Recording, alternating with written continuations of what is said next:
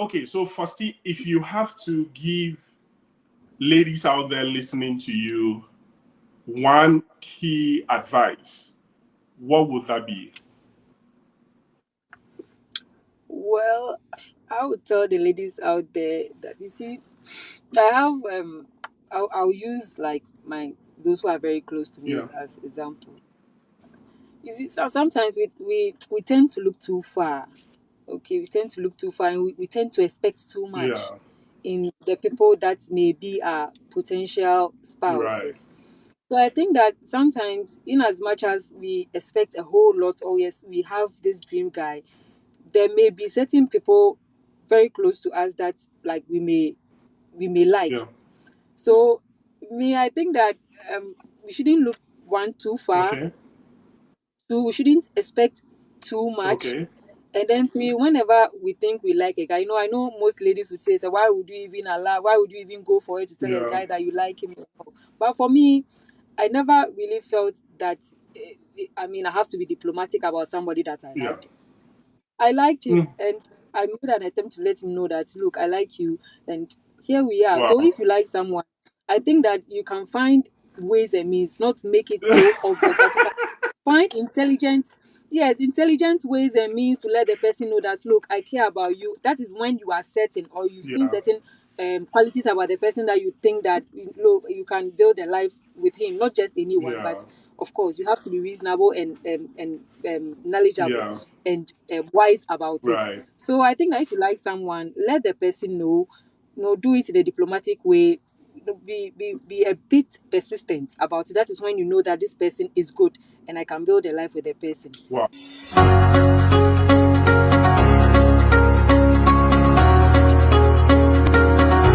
Now, coming back to Michael, if you have to give guys out there, the up-and-coming generation, an advice, what would that be? Okay. The advice that I would give to young guys coming up is that they shouldn't be scared about marriage. It's an extension of your life. It's just that you are going to share that life with another person. And I think if you're a Christian, you should be guided by the principles. Because yes, we have the fruit of the Spirit. Yes, and then we have that of the flesh. But as a Christian, if you see the fruit of the Spirit, I think that's what has been guiding us in our marriage. That's joy, love, joy, peace, patience, goodness, faithfulness, Baba, you've chewed like that. And yes, gentleness and then self-control. You understand? So my message to them is that, because if you love somebody, if you say you love somebody, it's an action word. You need to show it. You need to put the person in front. You need to be patient. You understand? Because you can't always have your way.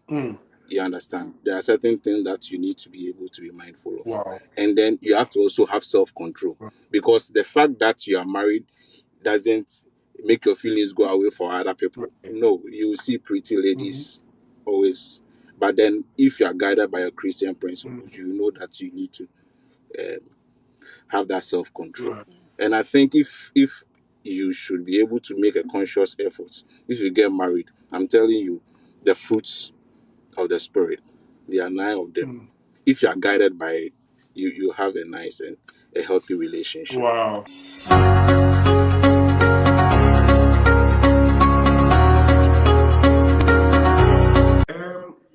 Do you think there are things that people can experience that no one could ever have planned for?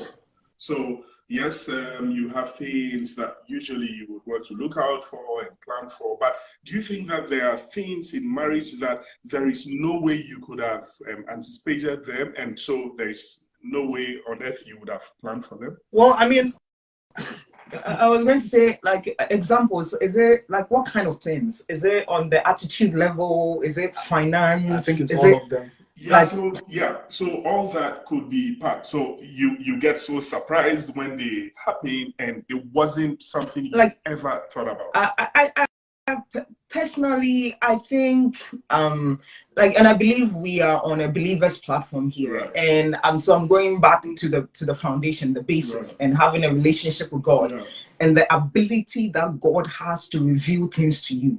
Okay. And again, this comes into planning and preparation, because when you're planning and preparing, part of it is prayerfully planning and preparing, and really praying about the person you're going to marry, and really asking God if they are the one.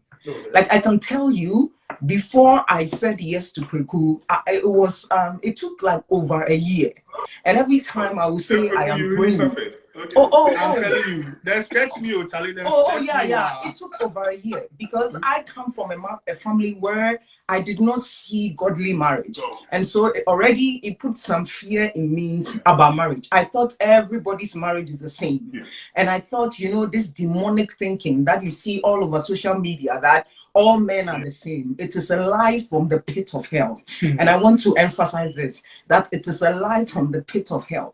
All men are not the same, and all marriages are not the same. And you see, if you really wait on God, I don't think you get into a marriage and you'll be so surprised because of something that has come up that never crossed your mind. Me, I really believe in God, and I think God reveals.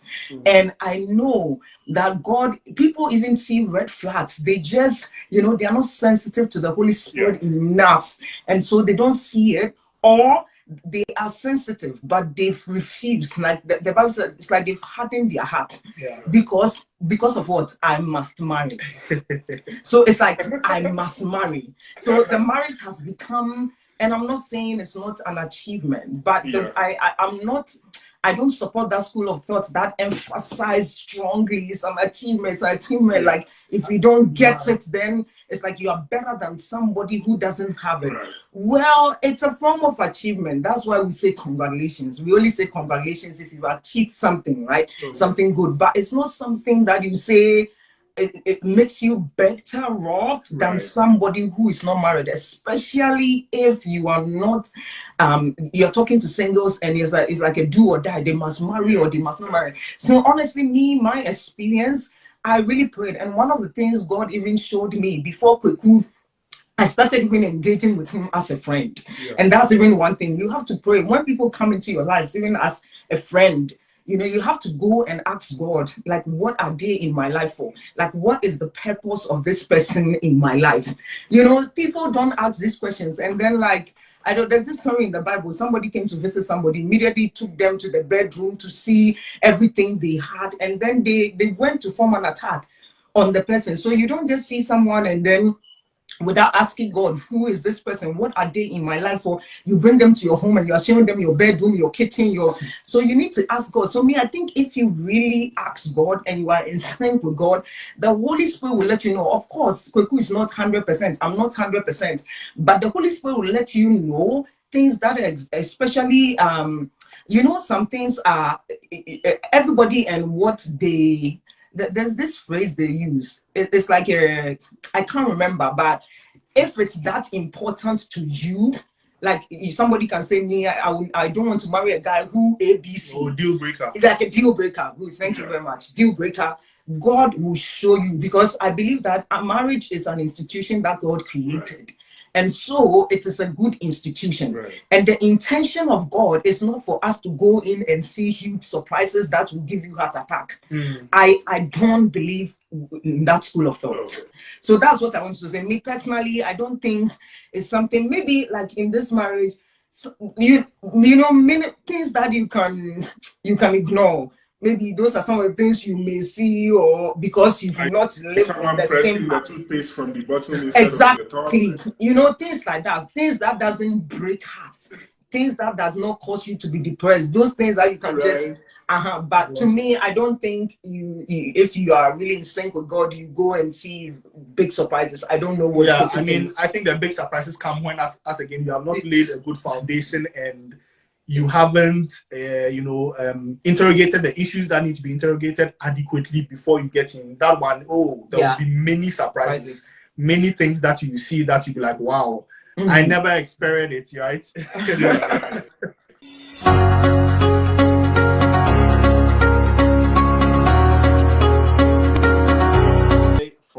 couples who are running a business together or planning to build a business together, first point is the best decision to decide to build a business with your spouse, because you already have a mutual relationship and an understanding of what your financial goals are and what you are focused on achieving. So building a business together with your spouse, you need to first be on the same page with the vision. So for a business like Kubehene, I am the vision bearer. So I made sure she was able to understand the vision and then buy into the vision, so that we all have a general focus, knowing exactly where we are headed with this business. She has another business that she runs on her own, and I share in the same vision, understanding and knowing which direction she wants to go into. So we both have the vision at heart, and we know exactly what we need to do to get to the next level that we want to get to. So for your staff and your employees, they may not understand the vision that you have for the business and how far you want to take it. But if you as a couple know the vision and understand the vision, then every day you're able to make sure that you are putting in the right checks and balances to make sure that you are both accountable to one another and the business is on the path that you have set for it to go on.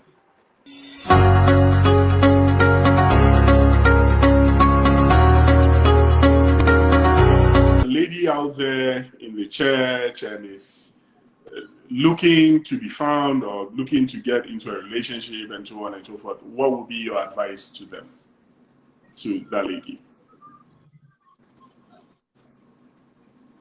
I would say the person should be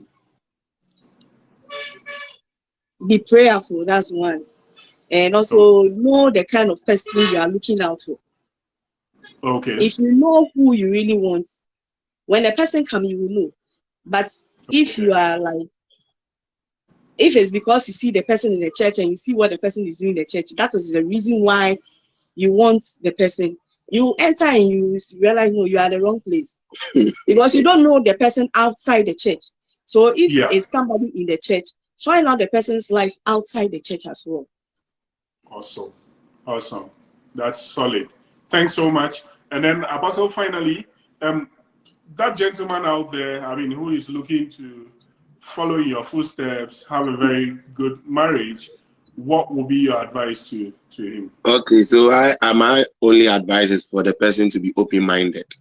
Open-minded, okay. Open-minded, open-minded, open-minded. What could you explain that further? Open-minded, because if you use the template of maybe your father or mother, you might make a mistake. Because the way they treated their wives, you make a mistake. Times have changed. Times have changed. You can't come dogmatic and say, okay, my mother did this to my father, so this is what you have to be doing. If you bring that template, you will fail. So become open-minded, because times have changed. Yeah.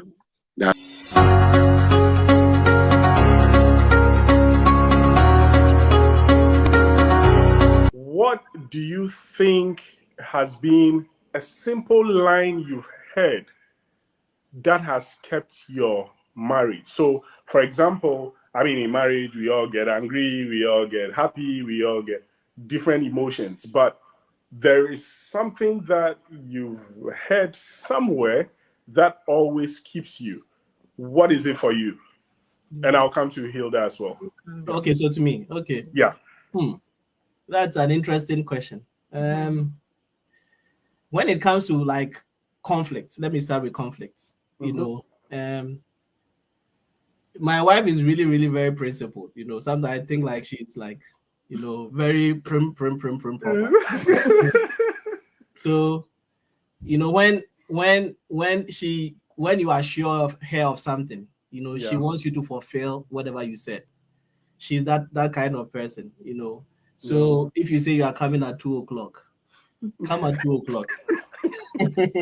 If you can't come at 2:00, just let her know prior to time that this is the situation. Yeah. Otherwise, you distort her day or you disturb her plans.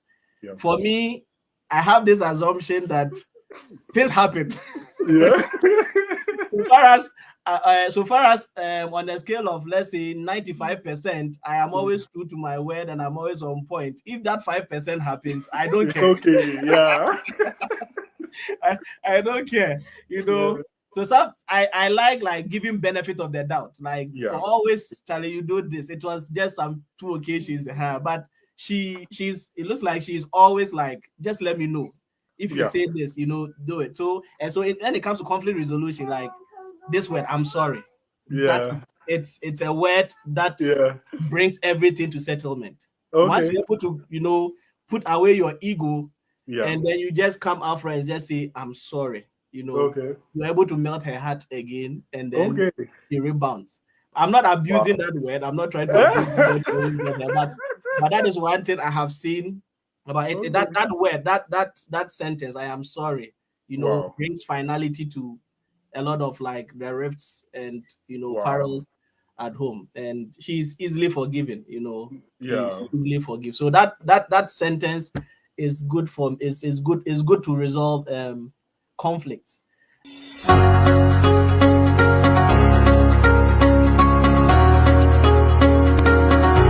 Okay, so Hilda, what is it that you've heard that has kept you through, I mean, all the changing scenes of life? I mean, that really keeps you going in marriage. I believe it's I love you.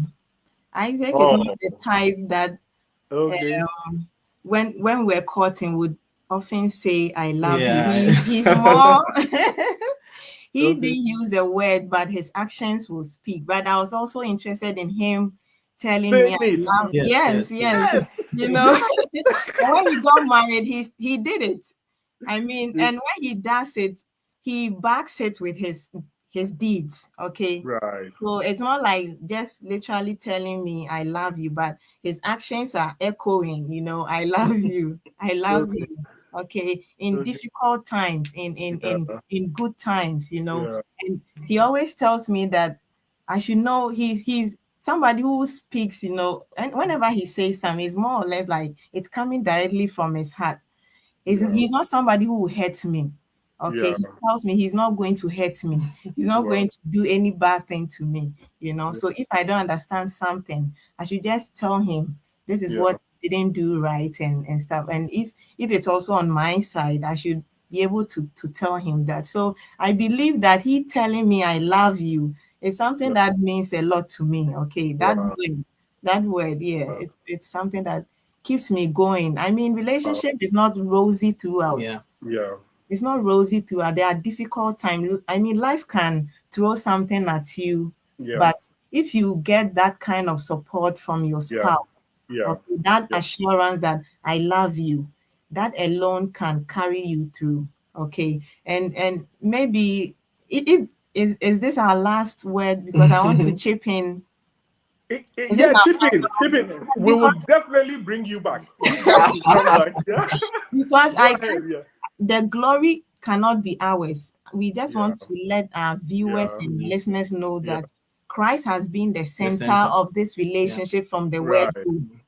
Right. Christ has been the center. We will never take the glory for any reason. God has been everything. We are the couple that wants to, you know, love God in every way we can, okay? In terms of our deeds. It's not just by showing off that, we dare or something, but like we are pursuing what God wants us to accomplish in this marriage. We believe from day one that there was a purpose for which we were brought together, and we must make sure that purpose comes to pass. So we are always trying to be in tune with God, letting him know what our intentions are, and also ready to hear what he wants us to do and what step he wants us to take. So we are always trusting God, depending on him, depending on him every time.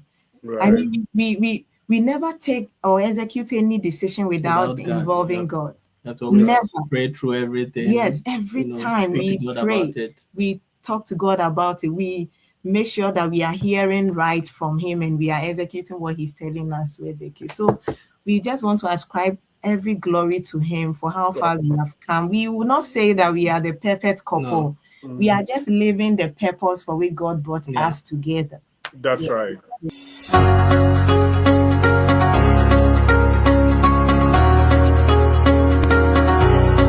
What would you say to people who look out up to you out there. How should they take it? How fast should they go? How slowly should they go? What would be your final advice to them? I think that since you are dealing with what you call a cross section of people coming from different environments, I think that first believe in your God. Okay. Because when issue gets worse and things are bad, you should be able to run to something. Okay. I think that there's a songwriter that would say that when my heart is overwhelmed, he leads me to the rock that is higher than I. So when how do you call it? Issues become so difficult. There has to be a situation where you can easily walk to your God and then say, "Lord God, look, this is where I have come to. This is where the place I've gotten to, and whatever I am involved in, I can't solve it. I need your help." And that is where that small still voice will come in to advise you. The second has to do with the fact that we must know the people that we are going to a relationship with. We have to know them and know them very, very well. Yes, people can hide, but there are things that will not hide. I always say that, look, if you want to know the person, you will know. But just that sometimes you are blinded by, how do you call it? Love. And then yes, and then it becomes a big problem for us. I think the last thing I would say is that as like I said, know each other. The last thing I would say is the two of you must work at it. Okay. Look, even if the Archbishop of Canterbury, how do you call it, counsels you, okay, it doesn't mean that your marriage will how do you call it, will survive. Right. Okay.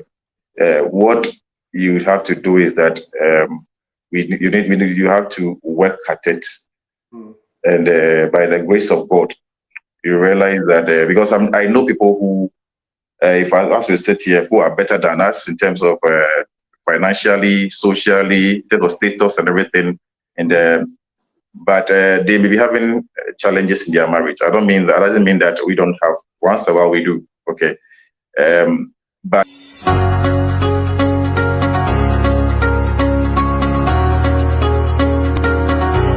In bad relationship, for me, I think that when a man is in a relationship, okay, there are some non-negotiables you should list. Okay, regardless of how much you love the person or whatever, you'll be like, okay, if the person is A, B, and C, there's no way I should go ahead with the person. All right. So you can give examples, each one to his own. You understand? But you can give examples. For example, for me, I can't stand a woman who likes to talk back to a man, like always argumentative. All right. Always angry. This is like a woman, like as a feminine person should actually be calmer. You understand? So if there are women like that, they like to argue a lot, and they're like very aggressive and all that. You understand?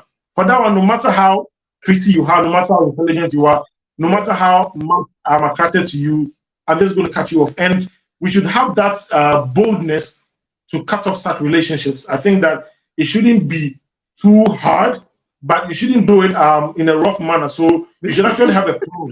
Like, it's like people are always having issues in my ex this, and then when we broke up that and all that. But if you can do it, it's not always going to go well because.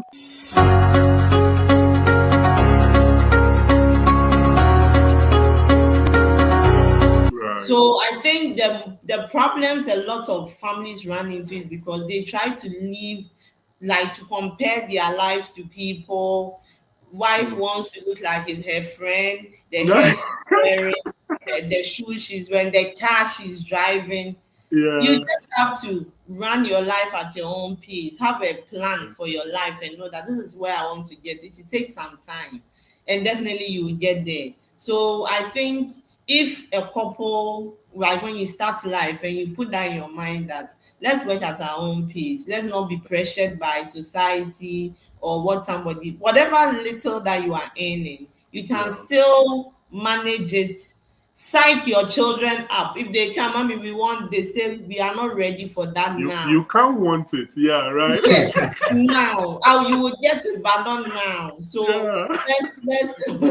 let's tone down. And whatever you have, you'll be content. I think that most people feel sad and they feel they want to be, because they are not content with what they have.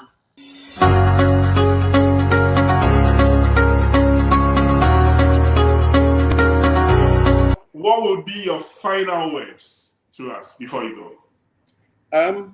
I think one thing that I would say is that, I mean, I don't think that we should box ourselves into a certain type of, a certain culture a woman should come from or a man should come from. Look, if you think that the godly choice that you can make is something that is very different from what you used to, the important thing is defining what is important to you. And in this case, what was important to me was the fact that, she was a Christian. She sat in the same church, listened to the same, messages that I listened to. And if you find somebody like that, you've got a better chance of having a successful marriage. Yeah.